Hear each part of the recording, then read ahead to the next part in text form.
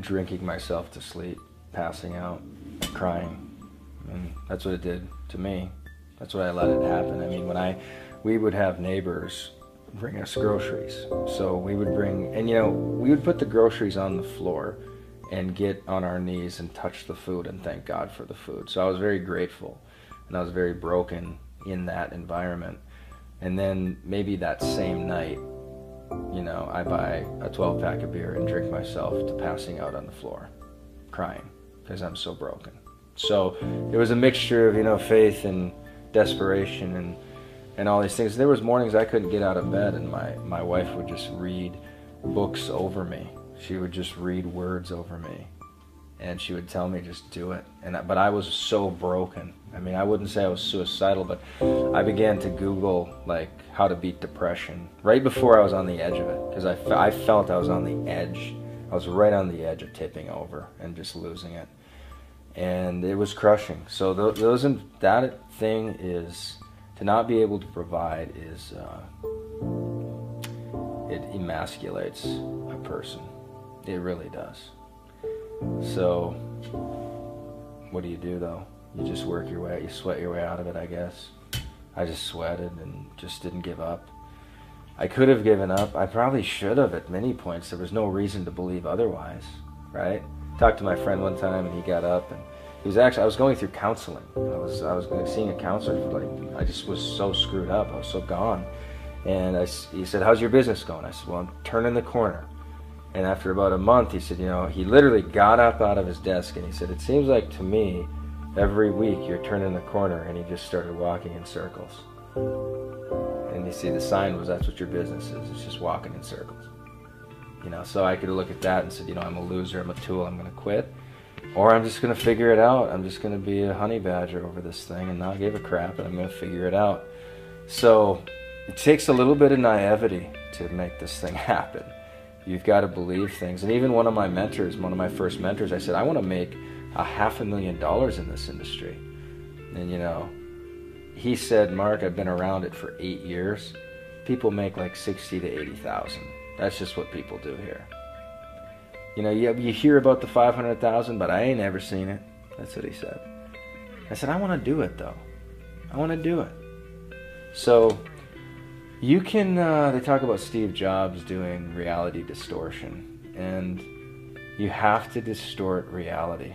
You do. You have to see what others can't see. You have to do things others can't see. You have to deal with the ridicule and the belittling and the blasphemies at you and the mocking and the jokes. And you have to take all of that, and you have to have enough focus where that stuff is just like bugs hitting the driving. As you're driving 1,000 miles an hour, there's going to be bugs and squirrels that you run over and things that are hitting the windshield. And you got to be able to take all that stuff, and you're just in galactic speed. And I would visualize with Solomon, I'd take these verses and I'd visualize that that all these promises were happening. I would visualize, there's a verse, I think it's in Malachi, where it says, if you bring the tithe into my storehouse, and it assumes integrity and hard work and 6 days and all this stuff, then I'll bring in so much blessing that I'll open the windows of heaven and bring in so much blessing you won't know where to put it. And it's this idea, and I would visualize all this wealth coming into my account, and literally at the federal government had a limit. I think it was $100,000 limit on how much you could put in a bank account, and we maxed that frickin' bank account out, and I literally had to go find another bank account to put money in.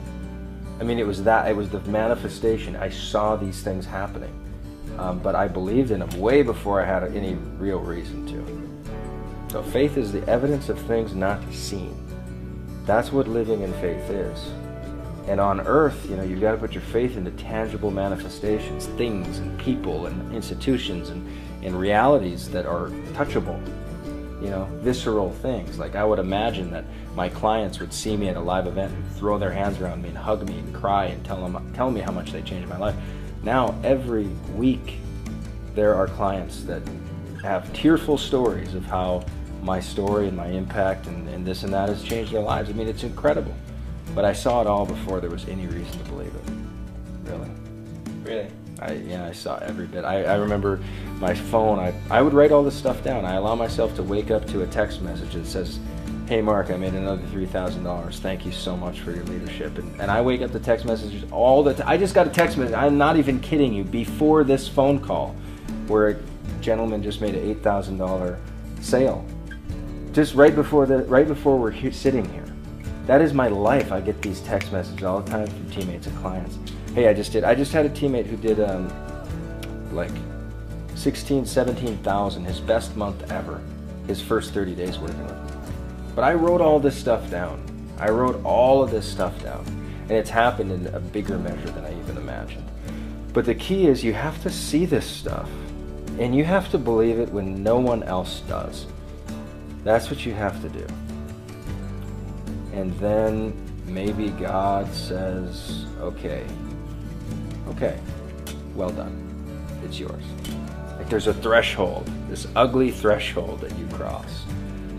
And then you deserve it. So I wouldn't have deserved it if I didn't work for it like that. Powerful stuff. What's the secret? What was it? Because you went from qualifying for welfare to 8 figures. Well, at the time when I made Solomon, it was $1 million, but you made several $1 million so fast. How do you do it? And this was me just like I didn't want to have to explain this Solomon stuff over and over and over and over because I was doing it. Yeah. They'd say you reference Proverbs here and there, you reference the Bible now and then. Like, what do you mean by that? Like, it seems like there's a grasp on it that's different, or a little different than normal. And so this was a time saver initially for me. Yeah. And partly, and I'm not even kidding. And this is on the super deep level. I'm very aware that life is fragile, super tiny. I could be gone tomorrow, I could be gone the next day. And what had happened for me was so profound that Solomon and I wanted my kids, if I died, that they could go through that course and feel like they know their father. Yeah. So it was as much for my children, and Isaac's going through it now. Yeah. It's crazy, yeah. And he's understanding who his father really is and what made all this tick. So, the motivations were just so on for. I'm not even on, it was just so natural to make this thing. Yeah. And it was such a heart project because it was, it was for my friends and for my kids. And then, of course, it's an awesome moneymaker. Yeah. I have a concern. What's my concern with Micah in particular? Yes, Micah, what is it? Sit normal. You love me? It's my concern to continue loving you. And I do. Here, give me a kiss because I love you so much. No. Here's my concern for Micah. What do you think it is, Gracie? You kids, I have a concern about Micah. And what is it? Oh, well, he's the one causing the trouble. No, you usually are. Isaac? Dad, he's not left out. That's it. You three will go off and play, and you'll go do your own thing. And Micah's alone. And he's alone over and over and over. Just tonight, we're all at the table. Where was he? Alone. Right? But that's a theme that keeps happening over and over and over, and I'm concerned for it. So I'm asking you guys to I'm not saying you have to invite him all the time because that gets annoying and then you resent him, right? But I want you to think about my brother. When I'm alone, I can just eat all that candy. But I want you guys, I'm being very serious. I want you guys to think about your brother.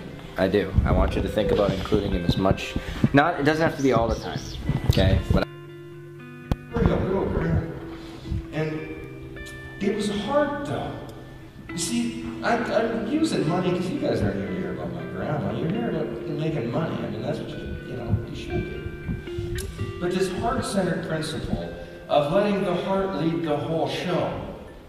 I'm not going to wait till she's in the grave. I have perfect peace. We finish it. And she said, Mark, my only request is when something happens that you fly home right away to try to catch me before I go. That's all she asked, right? But without heart-centered living, I wouldn't have that conversation. Without the money, I wouldn't be able to do it. We're flying 6 kids across the country all the time. It can cost some money.